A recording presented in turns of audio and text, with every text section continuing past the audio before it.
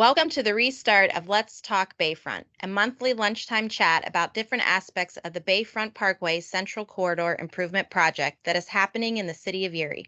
I'm your host, Jill Harry, the press officer and community relations coordinator for the Pennsylvania Department of Transportation's Northwest region. With construction season fully underway, we wanted to reprise this series that was started during the most active parts of the public involvement portion of designing this project. The Bayfront Parkway Central Corridor Improvement Project is a big plan with lots of components. So in this series, we're going to break them down into smaller pieces and invite some experts to help us dive deeper into each topic. And we want to hear from the public along the way. Future episodes will include a live aspect where people can submit questions through the Q&A box. As time allows, we will get to as many of the questions on the day's topic as we can. But you don't have to wait to send your questions. You can reach out to the project team via email at bayfrontparkwayproject@pa.gov. If you would like your question addressed during a future episode, simply include that in the email and we'll do it as best we can. This session was pre-recorded as a reintroduction to the series, which will be posted alongside future episodes on the webpage penndot.pa.gov/Bayfront Parkway Project. There you will find links to all sorts of Bayfront project information, including links to future live episodes, renderings of what the roadway will look like, and news releases. Information will also be shared through the Bayfront Parkway Project Facebook group, which the public is invited to follow. Our upcoming Bayfront conversations will cover a variety of topics, including progress updates, as well as information on supplemental projects happening on other sections of the Parkway. For this pre-recorded session, Justin Baker and PennDOT Erie County Assistant Construction Engineer Nate Nunez to discuss the overall status of the project, as well as the detours and restrictions in place for drivers, pedestrians, and bicyclists. Welcome to the show, Justin and Nate.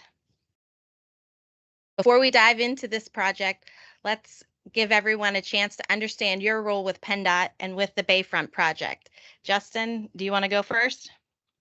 Yeah, sure. Thank you, Jill. So my name's Justin Baker. I'm the project manager for PennDOT, overseeing the construction portion of the project. So my role out here is essentially to ensure that the contractor who was awarded the project, that they do everything they need to do to complete the project safely, in accordance with specifications, and make sure that they're doing things as efficiently as possible. Nate, how do you factor into the Bayfront project? Hi, Jill. My job is to lead a team of engineers and managers in the Erie County area as a whole. So I assist all the project managers in Erie County in making high-level decisions on all construction projects, including the Bayfront. These decisions include making sure the contractor is meeting our specifications, keeping costs down on the project, and also making sure the project stays on time.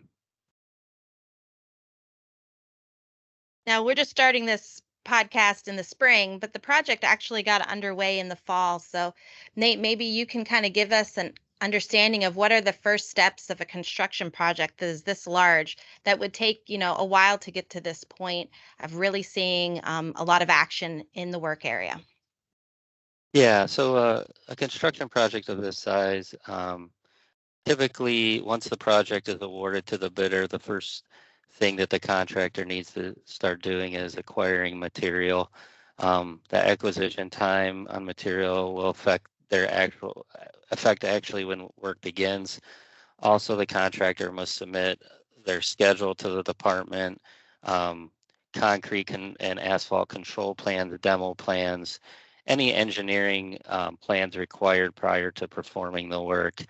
In this case, they would have to develop a site-specific health and safety plan for approval. These are some of the requirements. Also, the department and the contractor has to notify stakeholders, including property owners in the area, partners, and emergency services of when the work will begin and how it's going to affect their property and that area. And with With being so close to the hospitals and major stakeholders, that's a big lift. So once that's all complete, and work is approved to be, and then work is approved to begin. That does sound like a lot of work. And then right after that, we run into the winter, which is clearly a factor in Erie County for several months. So, Justin, were you guys able to get any work done over the winter? Yeah, this winter being mild proved to be pretty helpful for us. Generally, the major excavations avoided during winter months due to the potential difficulties that freezing conditions can pose. But we were able to take advantage of the weather and get the ball rolling on some of the major utility relocations, as well as some precursory things like the soil sampling and characterization that needed to be done, as well as implementing some of the environmental controls and best practices that will allow us to facilitate the future activities that we needed to get going in the spring. So, anyone who's driven along the Bayfront here, April into May, has noticed a lot of activity at certain intersections, especially near the convention center and the waterworks. So maybe you can kind of break that down for us and what kind of impacts are in place there along those intersections. We're currently set up with stage one of the traffic control plan, which as it sits now includes a lane shift that's currently installed between State and Sassafras. Additionally, we took a lane at Sassafras and provided a temporary traffic signal to allow for basically normal function as the intersection was before. A similar shift's going to be occurring later in the season that exists now between State and Sassafras that will also occur between Holland and State Street. The net result of both of these are we're not reducing the number of through lanes. Rather, we're taking advantage of some available space in the center lanes. So it shouldn't really result in a tremendous impact on the traveling public in the initial phase. What about pedestrians and cyclists? Like, are they encountering some detours with this project at this stage of the game? They are, yes. There's detours in place currently along Front Street between Sassafras and State.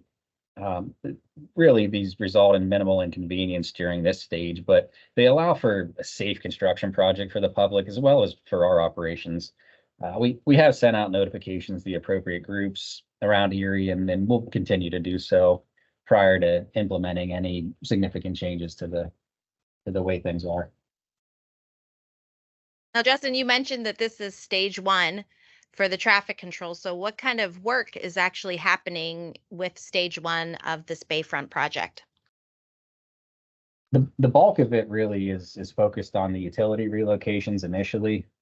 So in order to expand the footprint that we're required to do for the ultimate final design, we have to relocate the utilities and all the underground drainage facilities to accommodate that. So currently, we're continuing the utility and drainage relocations.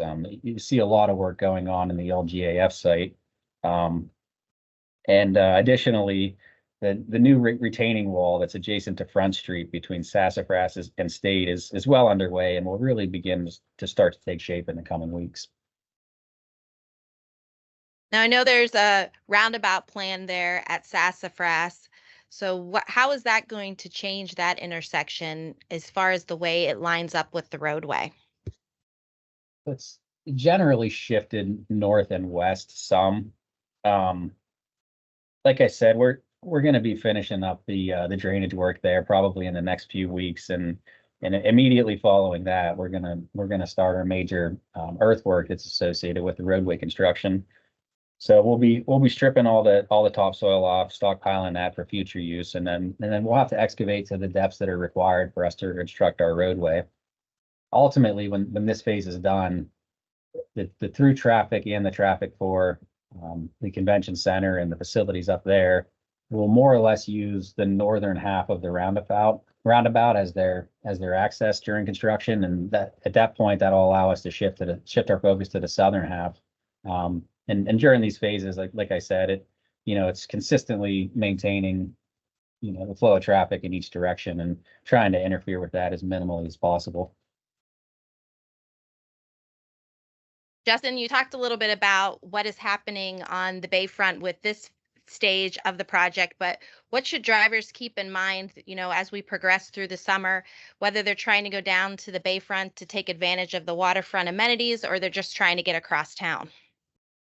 Yeah, so I mean, throughout all stages of this project, obviously access to the water and its amenities was a critical component of it. So, for those individuals that are taking the Bayfront to access those amenities, throughout most of this, you're gonna have pretty minor impacts throughout. But for those who use the Bayfront as a throughway, if you will, I would really encourage the use of 12th Street. A project was completed recently, which the focus of that was to upgrade all the signals to allow us to better get the traffic to flow across the 12th Street corridor. We can set the timings to prioritize the east and westbound traffic during certain times of day, which is our intentions, which will further encourage, a better flow and a smaller amount of time to get from the east side access highway, say, to I-79. It is a more efficient corridor, and we're hopeful that the drivers that prioritize the Bayfront for east to west, as a throughway, will consider using 12th Street as an alternative. Before we wrap up, I think it would be interesting for folks to hear, like, what part of this project do you guys find personally and professionally interesting? Like, is there an aspect of the project you're looking forward to, whether it's this summer's construction season or, future years as this project goes on, through 2027? Yeah, Joe. I think the cable stay bridge is the most interesting part for me.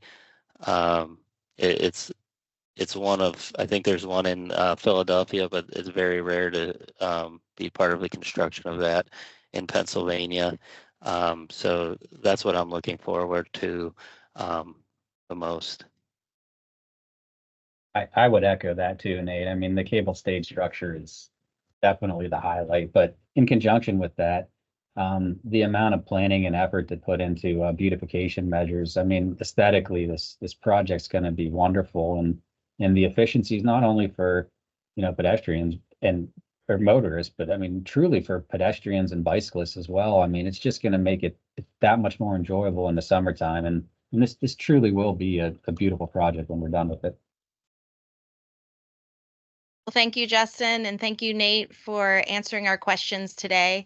I'm sure both of you will be back as we continue this series throughout the summer and into the fall as work progresses there in the Central Corridor and also on the east and west sides as we're doing some other projects in those areas as well. So thank you for all the information. Thank you also to Stephanie, who is our producer for this series and will be helping us behind the scenes. So we appreciate that as well. Please go to the Bayfront Parkway Project webpage to find out all the information about the future episodes, including how you can join us live and ask those questions as we are addressing different topics, both with the Bayfront Central Corridor Improvement Project, as well as those supplemental projects. Again, that website is penndot.pa.gov/Bayfront Parkway Project. Have a great day.